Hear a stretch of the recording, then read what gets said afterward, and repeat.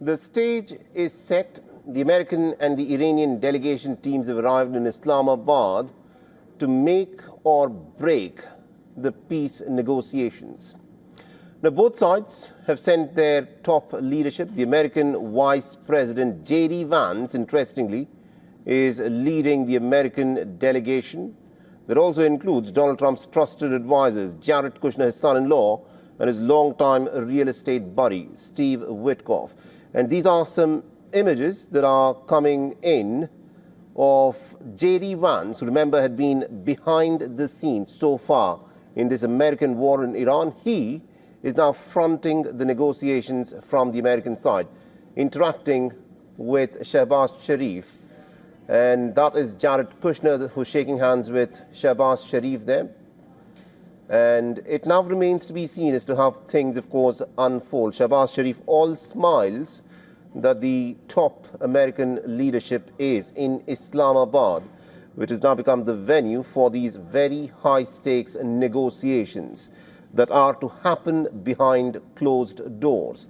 Remember, both sides have put forth their maximalist demands. The Iranians have made it clear that Donald Trump, when he agreed for a ceasefire, had agreed to the 10-point plan that the Iranians had put out, which is what Donald Trump had also put out in his social media post, that Iran's 10-point plan will be the basis for the negotiations.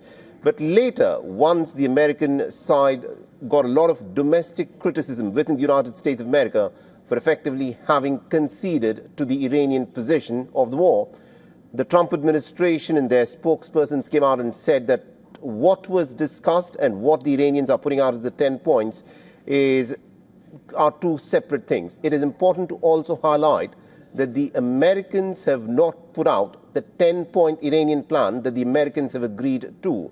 But the Americans have a 15-point proposal that the Americans have been floating for more than 2+ weeks now, and it remains to be seen whether there can be any point of congruence in these talks.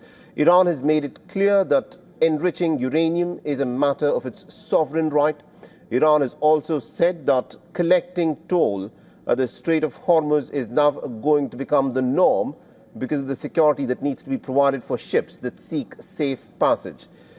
Donald Trump and his close friend Benjamin Netanyahu of Israel started this war to try and denuclearize Iran. But after 40-odd days, what has now happened quite clearly is that the denuclearization of Iran question still hangs in the air. But Iran has wrested control of the Strait of Hormuz, gaining a massive, massive strategic advantage. What this also does, bear in mind, is that if Iran normalizes collecting toll at the Strait of Hormuz, it effectively neuters American capability to enforce sanctions on Iran to try and see that Iran does not access the sources that it needs. And also we joined this broadcast by Raven D'Souza, who's the managing editor at the Times Kuwait. He's joining us live from Kuwait City. Mr. D'Souza, thank you very much indeed for joining us here on WION. These are high-stakes negotiations that are to happen in Islamabad. The two negotiating sides are currently in the Pakistani capital. I want you to weigh in on the fact that J.D. Vance, who had remained predominantly in the background since the beginning of the war, is now fronting the negotiations from the American side. Is there a message that needs to be read into that? Good afternoon, and thank you for having me. Yes, this is a very positive news that J.D. Vance has turned up for the negotiations, because obviously we saw negotiations in the past by Witkoff and Kushner getting nowhere, not just with the Iranians, but also with the Russians or any other negotiations. So I think this is a great, he's come with an open mind and with a lot of positivity to strike a deal, as they may say. There is a sense of positivity, no doubt, but the two sides have also put forth their respective plans that they believe will be the basis of any negotiations. The Iranians have their 10-point plan that they say is something that they will negotiate on. The Americans have their own 15-point proposal that has been floated for about 2-3 weeks now. In your assessment, can there be a point of congruence on the two sides?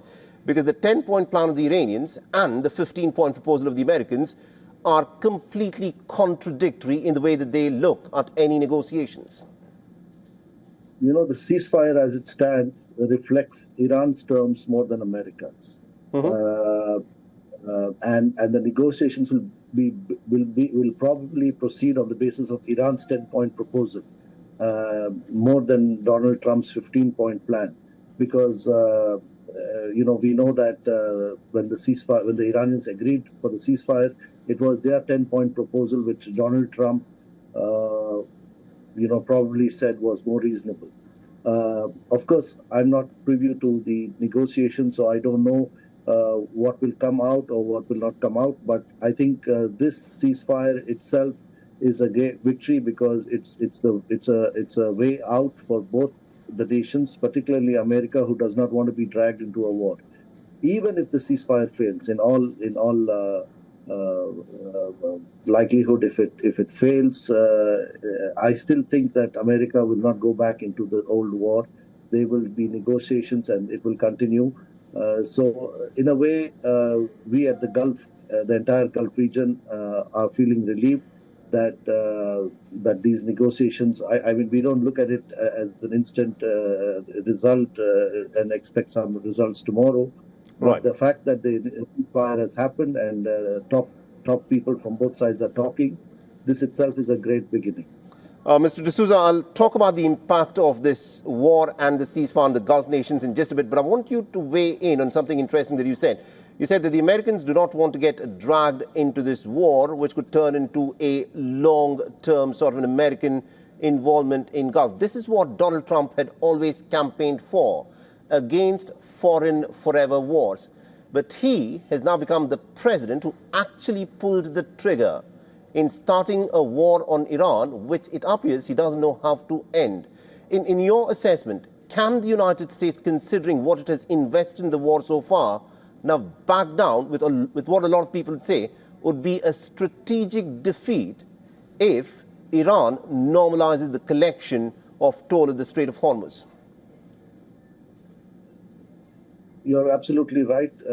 You know, he has taken defeat from the jaws of victory. He will call it a victory anyway. I mean, there's no doubt. Trump has kept changing his words occasionally or more frequently, but I don't think the Americans, he has a whole agenda. There's the FIFA World Cup, there's the visit to China, there's the king visiting USA, and then there's the elections. So if they didn't expect this war to already do 40 days, and I don't think he's going to get another war, a prolonged war. I cannot say the same for Israel, and I don't think Israel has the ability and the stamina to go it alone. So in a way, there will be posturing, there will be negotiations. Right now, I mean, the whole in this whole scenario, we see the Iranians have come out stronger. They have been able to hold their own. Right. And I think it's a great relief. You know, it's a great relief for the entire Gulf region and the world as a whole. Right. Now, you're joining us from Kuwait City, so you can give us a sense of, you know, what the mood is like within the Gulf nations. Because since the beginning of this war, the entire of the Gulf had been turned into a bit of a shooting range by the Iranians. The Gulf nations had, in fact, relied on the United States of America for their security. Many of the Gulf nations also have American military bases that have come under attack in this war. How do you think the Gulf nations would be looking at their security calculus, given what has happened in the last 40 days? The Gulf nations are completely shaken. They got dragged into a war that was not theirs.